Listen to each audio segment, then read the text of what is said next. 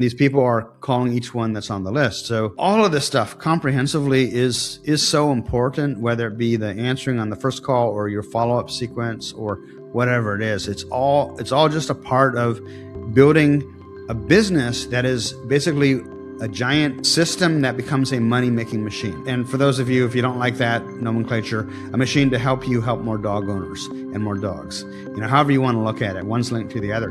But you're building this hopefully you're building this hyper efficient system that maximizes your ad spend dollars and maximizes your efforts and your energy, so that you're not, if you get 10 leads, you're not signing 1 out of every 10, you're signing 9 out of every 10 or 8 out of every 10. You're not having to piss all this money away or all this time or all this effort to get the leads in the first place, because leads are hard, right? So you want to maximize what's coming in. And the way to do that is setting up systems and working it like a business, not working it.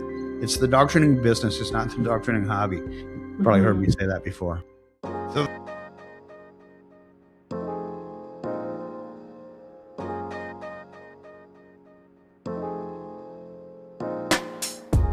Hey, everybody, and welcome. So I'm Lianne Shinton from Automation Dogs. Welcome to my podcast.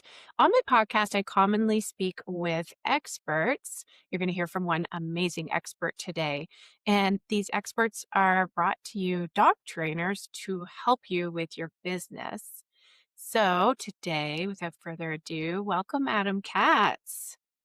happy to be here. Thanks for having me. Awesome. I'm so glad you were able to jump on this podcast with me. I know I've had you on before, and it's one of my highest viewed podcasts.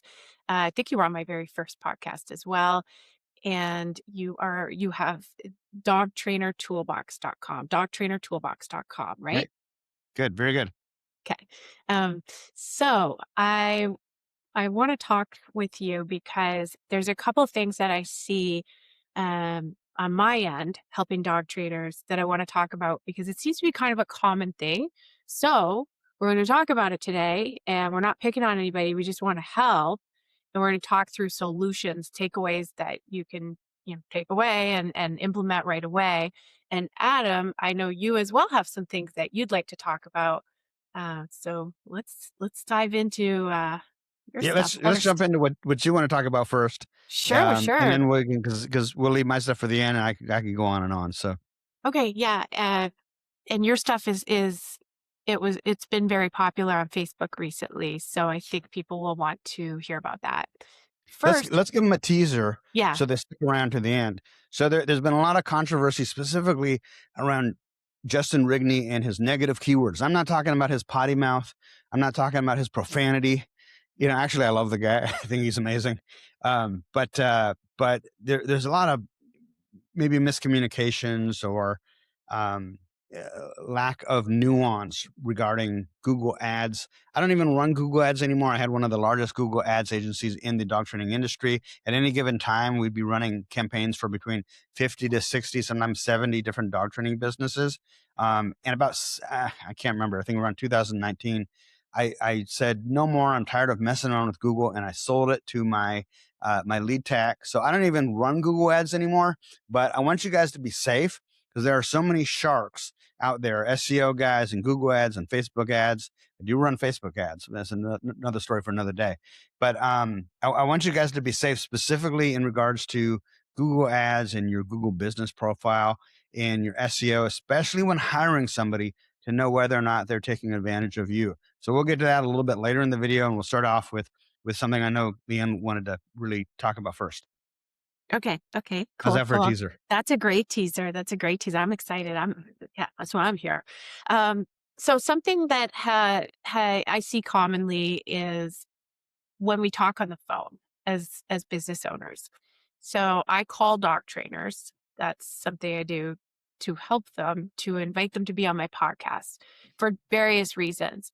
And 9.5 times out of 10, they don't answer their phone, and there's no automation attached to that. So it's a completely missed opportunity. I assume, the way I see it from my perspective, that could have been a lead and totally missed opportunity. So attaching automation to a missed phone call, as simple as a text that fires off that says, hey, this is Lianne from Automation Dogs. I just missed your call. How can I help? now I've captured the opportunity. Right. The thing I wanted to speak on today was actually the ones that answered their phone, which is awesome. I applaud you. However, I'm hearing this is an example of one from today. The answer, hello? Yeah. And that's not how we answer a business phone. So there's just a conversation I'd like to have with you, Adam, because your background is in marketing and helping dog trainers. And I started out my life as my first job after McDonald's was working as a receptionist in my dad's office. And he sent me to a phone course. I'm like, I can pick up a phone and answer the phones. It's not that hard. But he sent me Right. to a phone course and I got all this certification from Bell Canada to answer phones as a professional administrative person. And I was really young and I'm like, this is so easy. But I am sorry again, not to pick on anybody, but apparently we need to talk about it. And my certification that I got from Bell Canada, it did help me so that I could be a smidge better. When we answer the phones, tonality is really important. Presenting in a helpful way, announcing, hey, uh, if it's someone just calling your business, is IQ Canine Training, how can I help you? I also just wanted to just throw it out there that I think it's good to say your name to help people make a connection with you as well. So, hey, this IQ Canine Training. This is Lianne. How can I help you? Give me your Absolutely. best.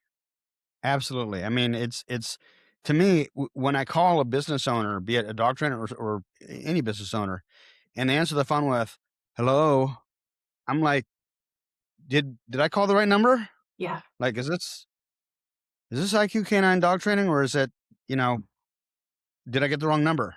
Right. So right off the bat, you're starting off on the wrong foot. Hmm. So no bueno, not good. Right. Number two, there's kind of, at least in North America, U.S., Canada, and probably the rest of the Western world, England and Australia, I'd assume as well. Um, there's an expectation that a business is going to answer a phone in a certain manner. Hi, this is Adam with dogtrainertoolbox.com. How may I help you? Right? You don't have to be a genius salesperson to be able to kind of understand why that would be important. I would think, although so many of you don't do it, that I don't know where the disconnect is, right? Like, you don't want to be starting off on the wrong foot. Dog training by many people as a profession can already be perceived as being kind of a not a real profession. So we want to do everything we can to present ourselves as professionals. And that starts off right off the bat with answering the phone. Hi, this is Adam from dogtrainertoolbox.com, or insert your name and your business name. It's not that hard, guys. And saying the name, I think that is important. I don't know how much science is behind that, but I put a lot of studies into statistics and things like that. However, I really haven't about using your name. It just seems like it would be a really good idea. And I'll also kind of extend this into the websites that we audit sometimes, and we see there's no information as to any kind of person on the website. It's cold and generic versus trying to help people make a connection with you and your pictures and your name. Yeah, 100%. There is this phenomenon with small business owners, including dog trainers, is that everybody who maybe isn't as sophisticated as they will be once they get educated wants to present themselves as a professional business. And so Mhm. they call themselves,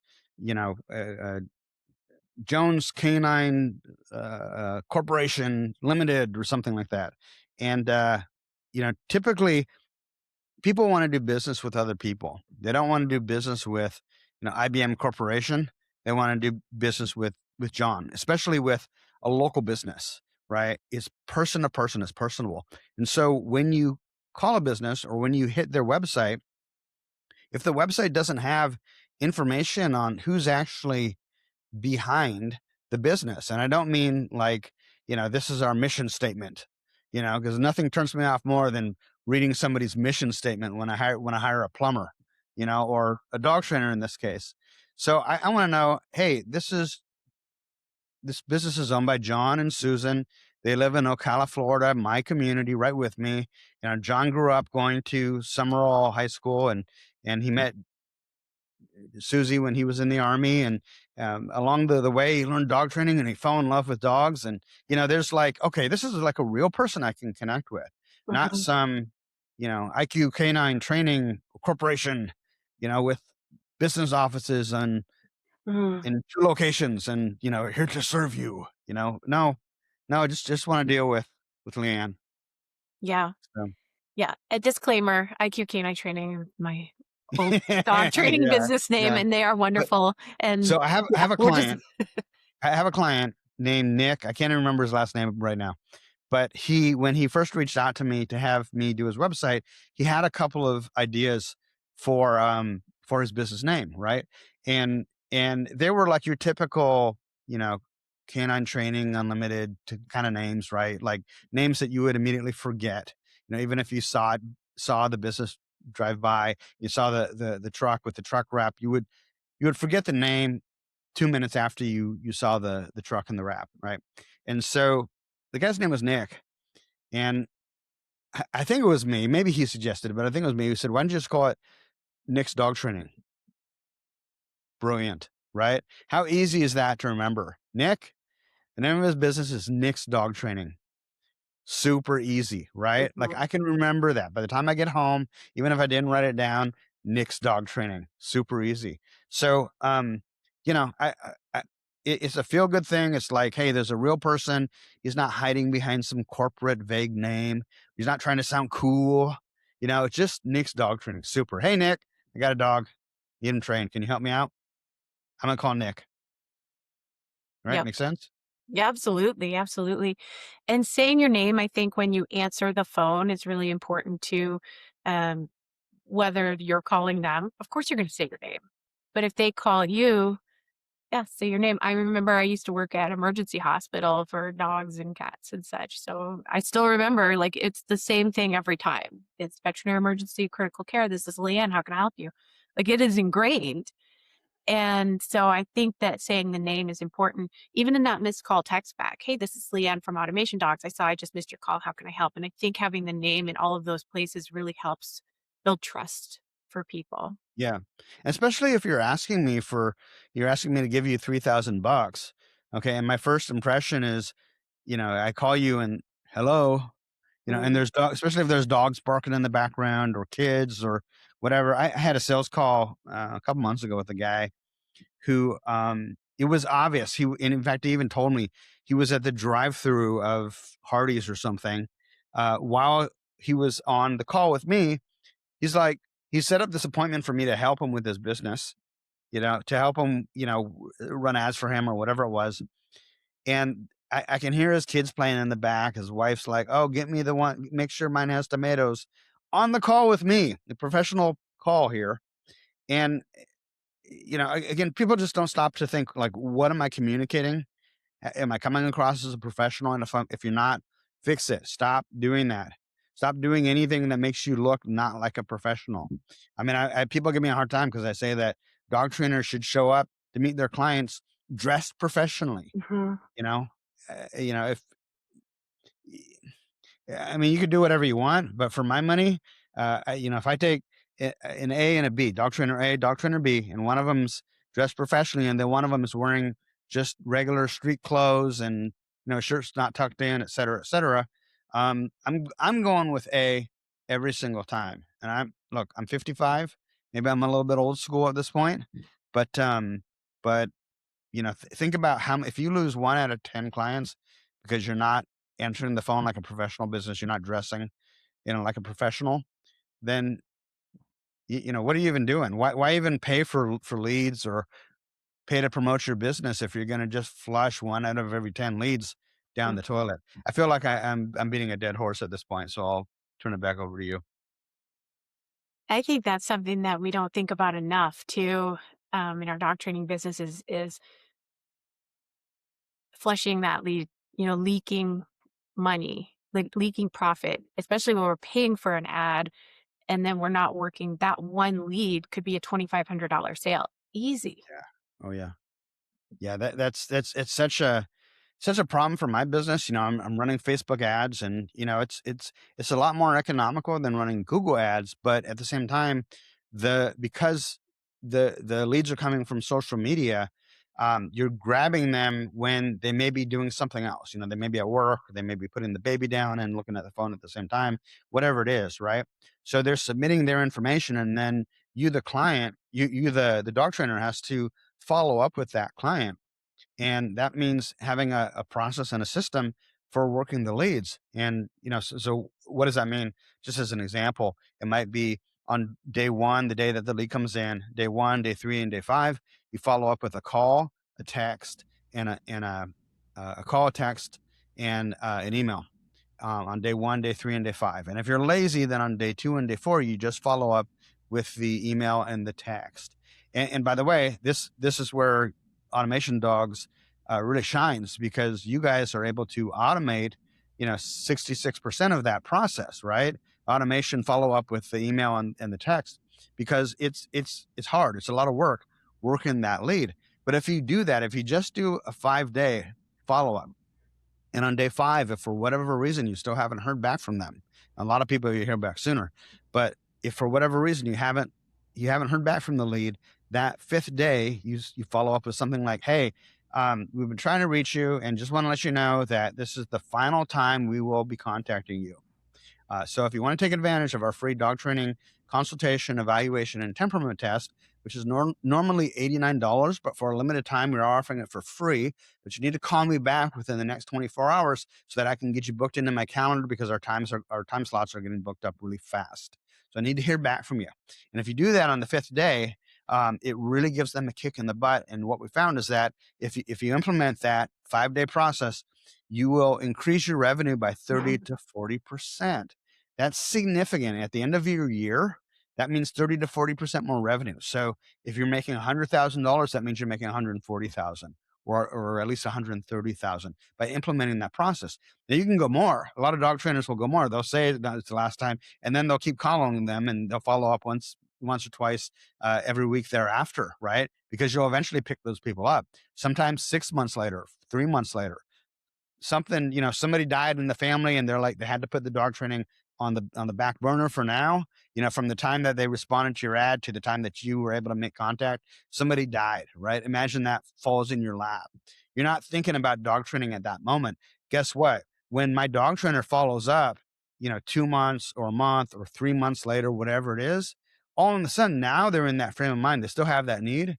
Oh yeah, I meant to get back to this, but Uncle Joe died. And but now I'm free. Let's do this, right? So Totally.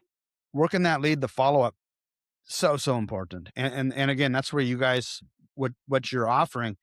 That's why I love what you're offering, and why I recommend it to so many of my clients, because that the amount of labor, you might not think calling and emailing and texting one person, but once you've got 50 people in your funnel having to go through and make those calls, either you kind of need a full-time person, or you're going to have to automate at least 2/3 of it with a program like what you guys are offering at Automation Dogs. Yeah. As you're saying that, it's making me think of a statistic that I think is ever changing. But right now, because people are, they're busy and Mm. they're entitled, they want an answer now. If you don't give them an answer, if you don't answer your phones, you have to follow up. So the first statistic I just want to share is what they call the golden window. And that's the first 5 minutes. So if you just Google it yourself, like how quickly do I need to respond to a lead? What is the golden window? Like you can just search these things. I'm not making it up. And you can essentially figure out that if you respond within 5 minutes, your chances of converting that lead are like 80% more than if you didn't respond for an hour. The dropping off 100%. point, yeah, the dropping off point after 10 minutes is almost like calling them an hour later or a day later. So that Right. first 5 minutes is what's critical. And that's where, like, we're in this podcast right now, we can't be answering our phones. That's where automation comes in. But another statistic that I wanted to share is this one's ever changing too, because the world changes with smartphones and the way people are. But 80% of folks will convert after 6 to 8 follow-ups. Like, that's a lot of follow-ups. Which 6 to 8, that's, say that again. 80% 80% of the 80%. people that you haven't been able to get in touch with initially. You have to follow up 6 to 8 times to convert 80% of those people. Yeah. And I would guesstimate that probably 95% of dog trainers in our industry, don't even follow up like the second day. Yeah. They call back once and then they don't even follow up a second time. So yeah, amazing. That's an amazing statistic. So again, it's 80% of, how'd you phrase that? 80% of folks will convert after the 6th to 8th follow-up. So Okay. So emails going out. 20%, only 20% are responding after the first, and that's if you don't answer the call right when they call, right? They may respond after the 3rd or 4th follow-up, but they're But only 80% of 20%. people are gonna need, like, 6 to 8 follow-ups, Right. and nowadays, I'm checking that statistic because there's Conversionly, Harvard, they're studying the way leads interact, and I'm seeing now it's saying, like, 12 follow-ups are necessary for 80% of people, so that's Wow. why I mentioned, like, Wow. these statistics change, and I think it's just the way the world is with our smartphones. And I mean, if I'm looking for something like a nail salon, I'll just go down the list and whoever answers the phone and can get me in. Yeah. So that's the way leads are working. Like, we expect someone to respond to us right away. And if we don't get that, we're You going to call the next dog trainer on the list. And if we call back an hour later, that dog trainer already booked them, we don't Right. stand a chance. Right. Especially with online marketing, especially with search marketing, like Google Ads, for example, they're actively searching for the service that you have to offer. But if they click on your link and then they call you and you don't answer the phone, they hit the back button and they call the next person on Mhm. the list and the next one and the next one till they get somebody who actually answers the phone, right? So it's a little bit different with, for example, with Facebook ads. You may or may not, but you may be the only, dog training ad that they see, that day. And if they respond to it, then the lead is a little bit more exclusive in that sense. Similar with your truck wrap or a billboard or the signage you may have out in front of your dog training facility, right? You're the only one. But definitely for, it used to be yellow pages. We'd have Mhm. these. Hey kids, we used to have these yellow pages. They were like big books, and you'd look up dog trainer, and there'd be like this list of dog trainers, right? Well, the same thing with Google now, right? And so you have this list. Even for those who are starting to use like Chat GPT or other AI, um, for search, what'll happen is even they'll give you a list of like 3 or 4, right? And then these people are calling each one that's on the list. So all of this stuff comprehensively is so important, whether it be the answering on the first call or your follow-up sequence or whatever it is. It's all just a part of building a business that is basically a giant system that becomes a money-making machine. And for those of you, if you don't like that nomenclature, a machine to help you help more dog owners and more dogs. However you want to look at it, one's linked to the other. But you're building this hopefully you're building this hyper efficient system that maximizes your ad spend dollars and maximizes your efforts and your energy, so that you're not, if you get 10 leads, you're not signing, 1 out of every 10. You're signing 9 out of every 10 or 8 out of every 10. And you're not having to piss all this money away or all this time or all this effort to get the leads in the first place. Because leads are hard, right? So you want to maximize what's coming in. And the way to do that is setting up systems and working it like a business, not working it. It's the dog training business, it's not the dog training hobby. Probably heard me Mhm. say that before. Yeah, and that kind of circles back around to what I was thinking earlier too, is like really assessing as a business, like what are we doing here? What actually moves the needle? And that would be more money. And I know that Adam and I, you just said, Adam, like, let me rephrase that because we don't want to sound cold, but we have to think about, like, we're trying to make money so we can have food on the table. We can buy new ruffling kennels to fill our kennels. We can pay our staff more. So we're not just being greedy and, you know, buying Yeah, jewelry or and shoes. the better business, the better you run your business, the better you're able to help the dog owners and the dogs, right? Mm, The more money you have to spend on going to seminars to yes. become a better dog trainer so that you can provide a better service, et cetera, et cetera. Everything that you make can be reinvested into the business to create a more efficient business to ultimately help dogs and help dog owners. I forget that to me, that's a given. That's, we're not in the dog training business for the money. Mm, I have a law firm, or I'd have a real estate investment firm, or 100 other things before dog training, for me anyways, would be above, making money. But since we are in the dog training business, because we have chosen to help dogs and to help their owners, have a more satisfying relationship and be able to enjoy each other more, we've all gotten into this business as a way to do that, and as a way to make a living. So the two, it's all hand in hand. yes. Um, So there. There was something we just spoke on earlier, and I just wanted to quickly share a little bit of a takeaway, actionable takeaway that folks could do right away. Because we talked about, like, hey, maybe on your website, having a bit of a story about yourself and saying, well, I'm Lianne. I got into dogs when I was, young. I love dogs. Dogs are cool. I ended up going to school. Like, having a bit of that story really helps people connect with you. And so the takeaway I want to give you today, Adam, have you heard of Donald Miller? I've the He's story brand guy. Yeah, the story brand guy. Yeah, somebody told me about that recently. Oh, maybe it was me. It was you. Yeah. So Donald Miller, New York Times bestselling author, just all around great helper of the businesses. And if you go to, I think it's storybrand.ai, you'll fill out a survey. And in that survey, you tell it about yourself and your business. And it will write for you using the story brand brain. It will write your story, your bio that you can then put on your website. So I just wanted to give that as a takeaway. They do a 7-day free trial. I know I sound like an infomercial, but I thought it was super cool. And I'm like, of course, we can use ChatGPT, but I thought using the StoryBrand AI brain would be kind of helpful because they have, certain strategies to that. And that AI is specifically following Donald Miller's template. Yeah, I haven't looked into it. It sounds, fantastic.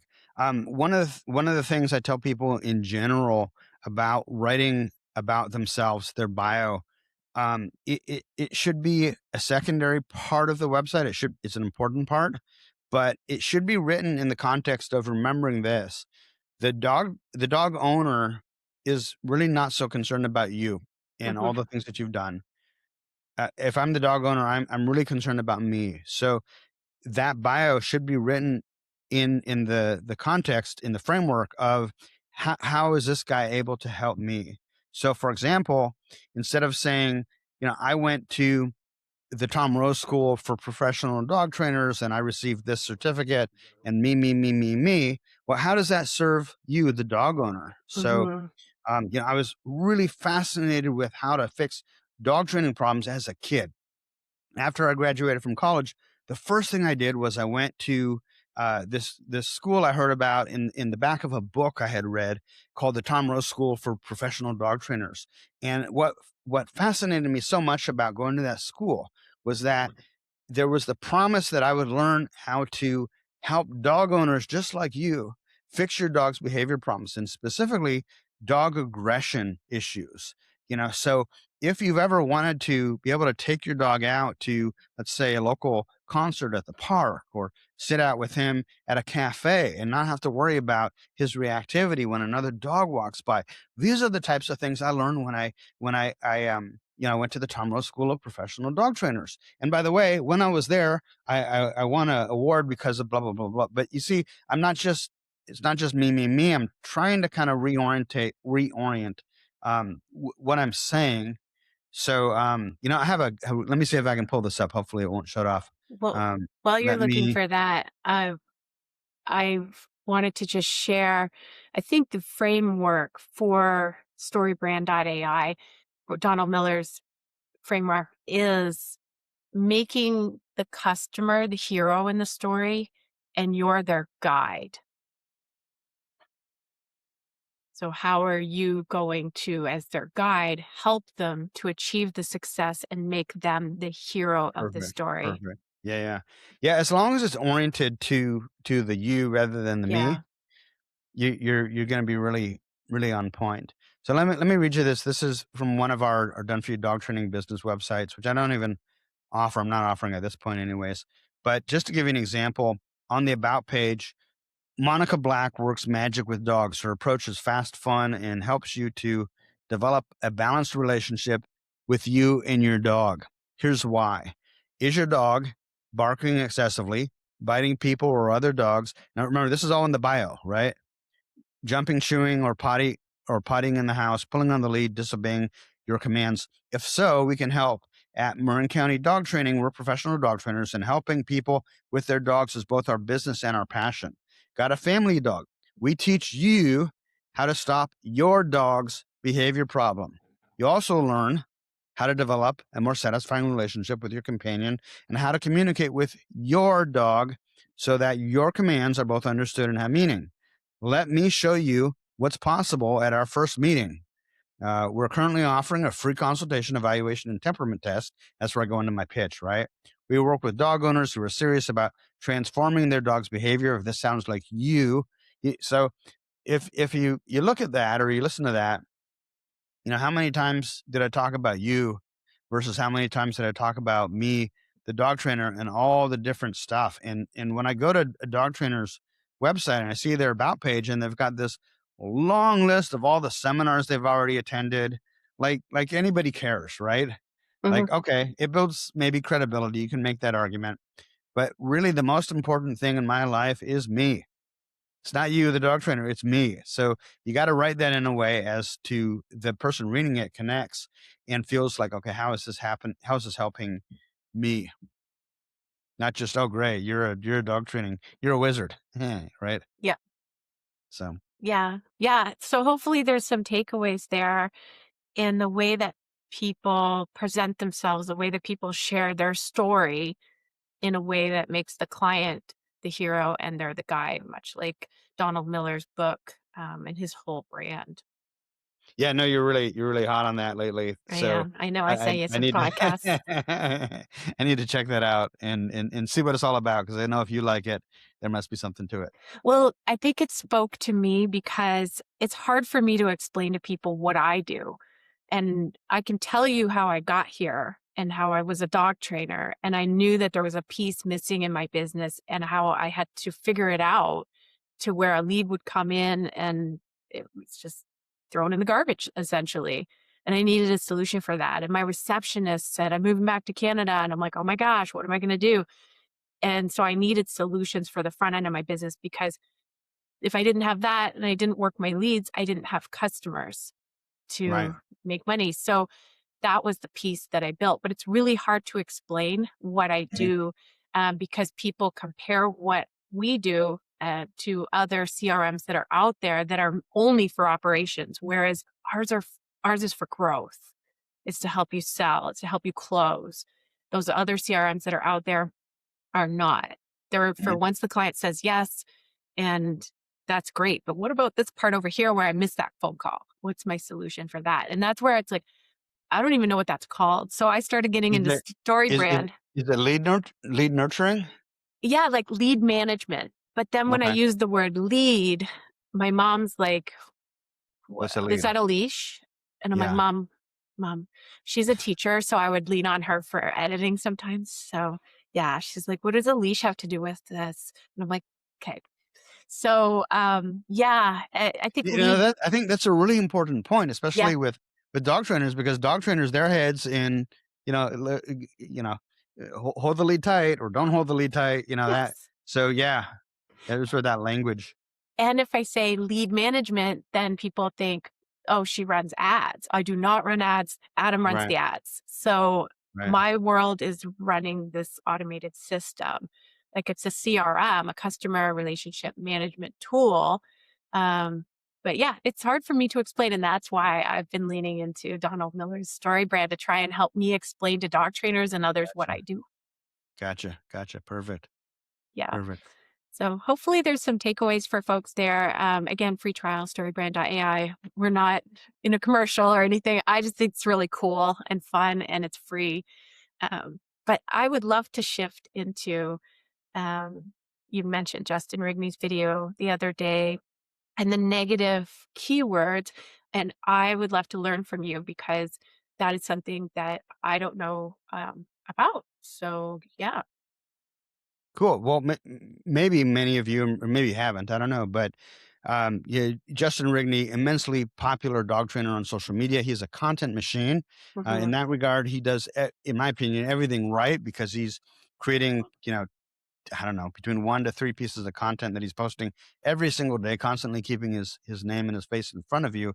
You don't necessarily have to do that, but it is one of many strategies, and it's a super powerful strategy. I think he's used it incredibly effectively to build up his personal brand, and his reputation and his seminars and his dog training business. But he went on a rant about a week ago about all of the problems he's been having with Google, with his Google business profile, and with his Google ads, and how I was the only person he mentioned by name because I was the first person that helped him with that back when I had my agency, and I'm very thankful because he was very positive and complimentary. He mentioned I was the only one that was able to make it rain. If you know how Justin talks, I was able to Yes. make it rain with leads. I don't know if I'm doing Justin or if I'm doing Trump at this point, but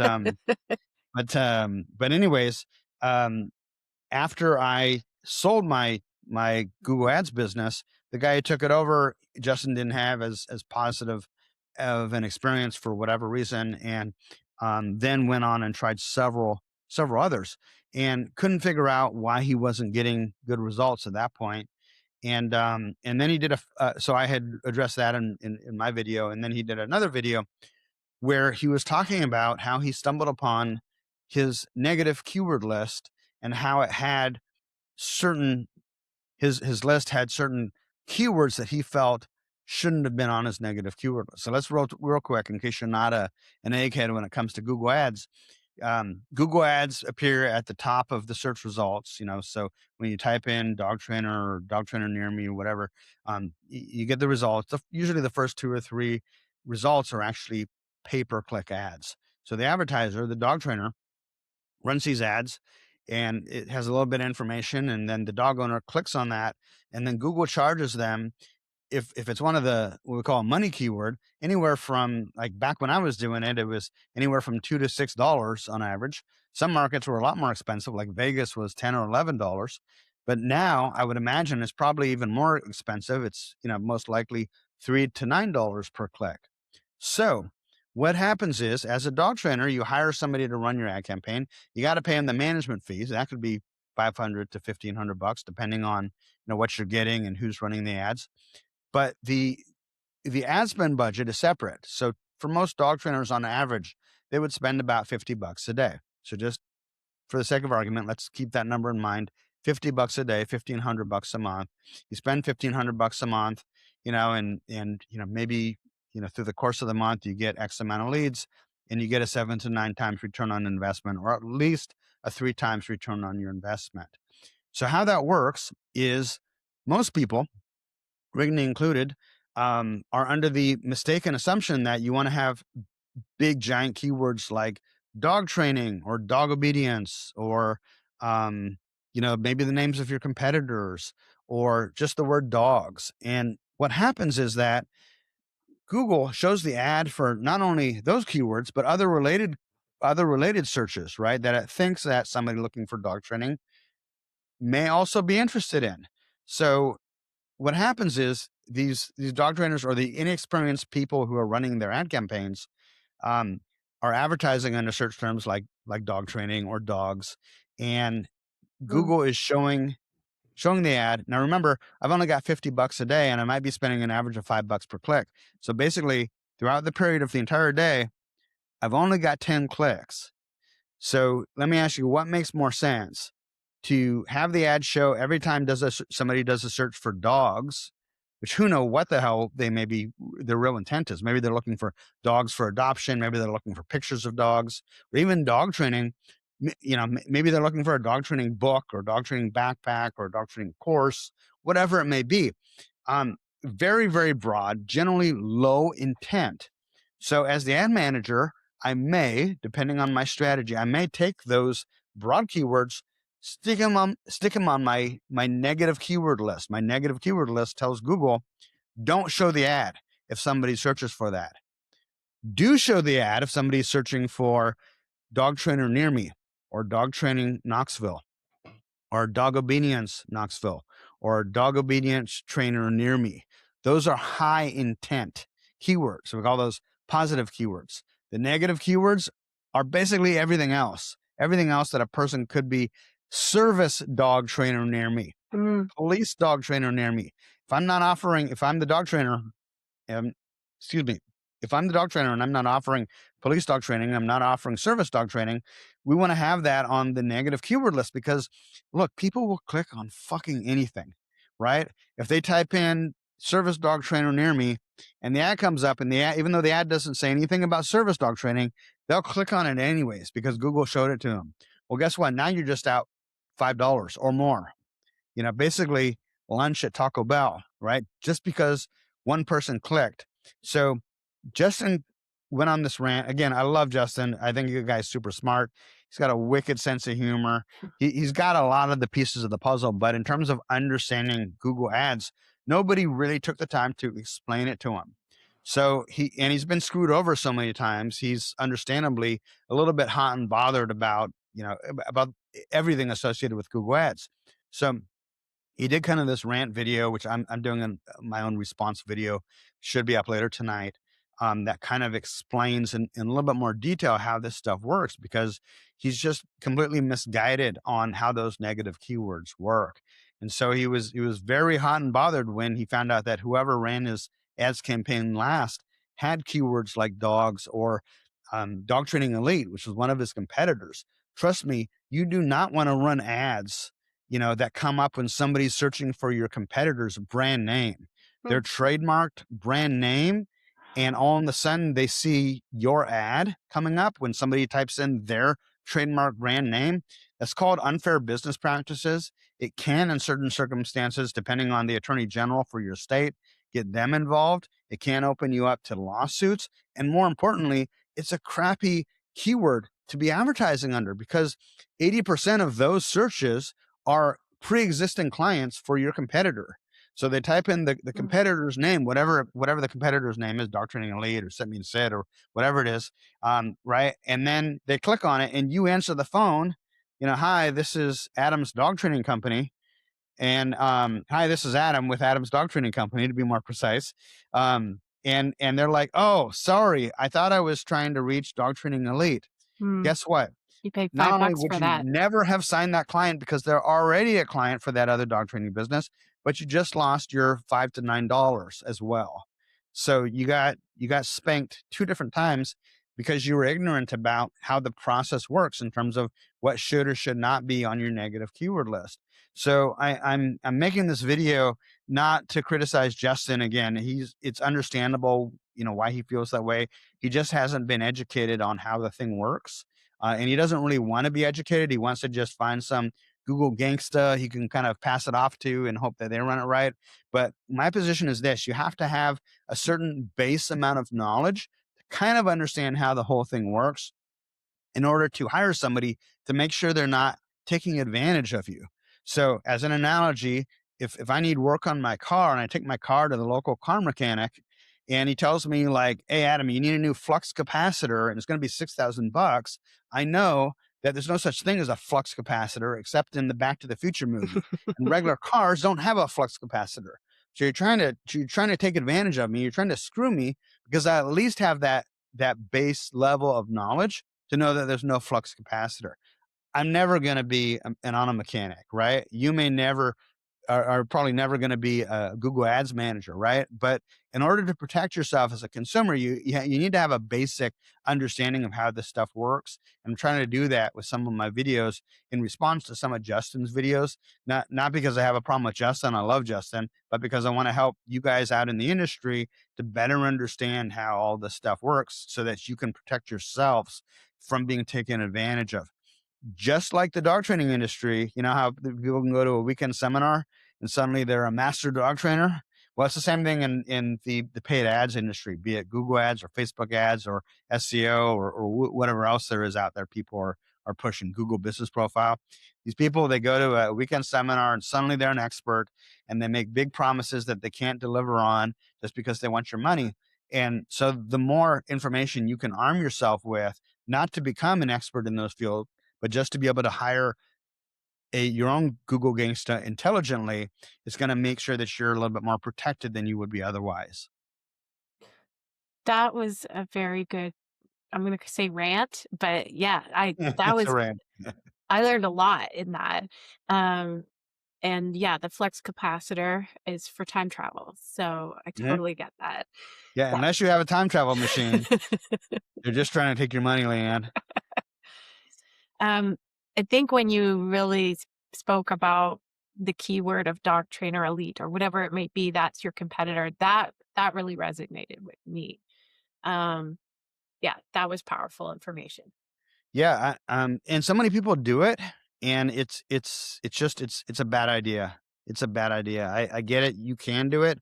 I don't know why Google allows it. Mm, You know, they should have a mechanism in there that even prevents you from doing it, because it's not only is it not right, but it's probably going to get you into trouble. And more importantly, I mean, this is probably why Google allows it, is because it makes them money. Because every time somebody does click on it, and they get an extra $5 to $9. But I don't want that for you. I want you to be smart and be an educated consumer, and know it's even when you do everything right with an ad campaign, be it Google ads or Facebook ads or print ads in your local weekly newspaper or whatever it is. It is very hard, even doing everything right, to get a winning campaign, to get everything like dialed in just right. But it's even harder when you're ignorant about the process. So I'm hoping that I can bring a little bit of light to helping people understand a little bit more about what they should and shouldn't be doing, specifically in this case in regard to Google ads. yeah, and you haven't been in the Google ad game for a long time. So I used you 100 years ago when I moved from Oceanside to Fallbrook, and I used you during that move while we were waiting for our website to kind of optimize and optimize. Another word that as a business owner, we need to make sure we learn what these things mean, so that we know what's happening. Just wanted to mention too, though, that since you've been out of the Google ad game for a while and AI has recently, come into play, I Googled that does AI add negative keywords to your, I'm getting a bit of an echo, but to your negative keywords in your ad campaigns? And it said yes. So I don't know what any of that means because I'm not an ad N- guy. Yeah, no, the way that the various AI models incorporate the results is completely different than paid search marketing, right? So the negative keyword thing wouldn't even come into play so much. What I can tell you about getting optimized is there's kind of a process now where people are kind of like, what pulling a quote means? Like in an article, like if you're reading a magazine article, who does Yes. that Yeah. anymore, right? But in the whole article, they'll pull a quote out, and they might put it like at the very top of the page, right? Hmm.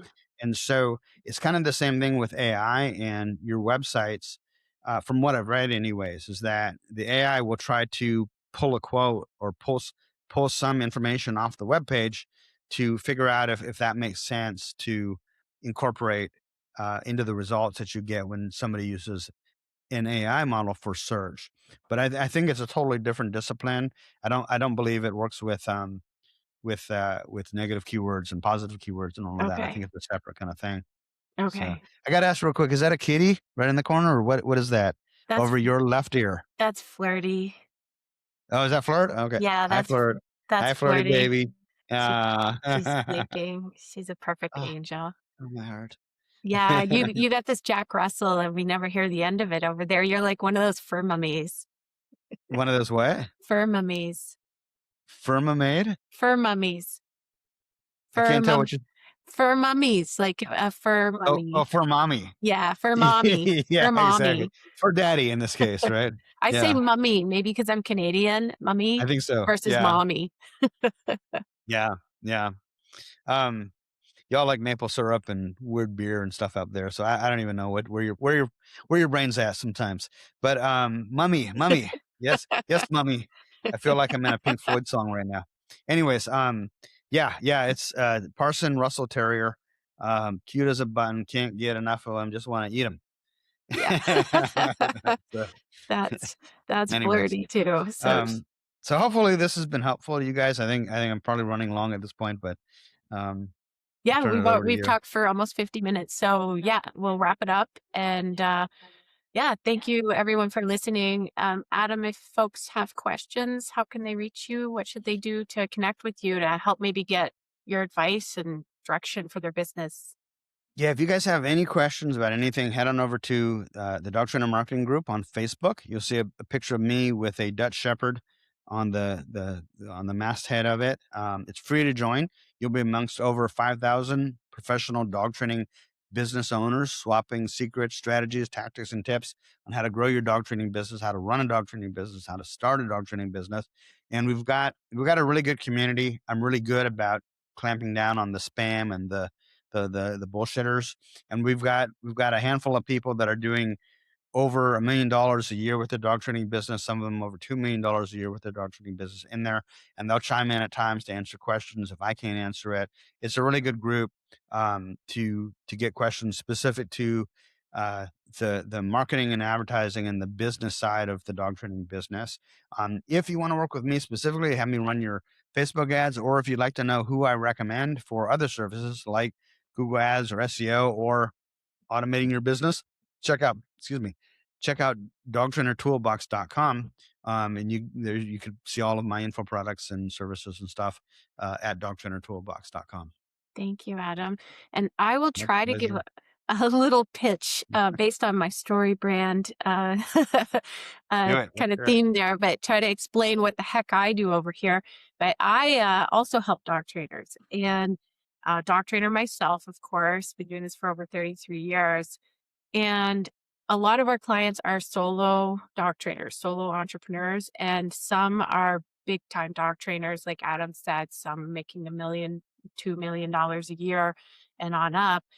And no matter if you're just a one man show, you're just starting out, you've been a one man show for 12 years, or you're a huge organization that's in like multi-million-dollar figures, when people reach out to me, it's always for the same reason. They're in chaos and they need a system to help them be organized. So it's not just the ones that are bringing in big money. It's also, newer dog trainers and such. So that's why I'm here, so that you don't have to sell your soul to your business.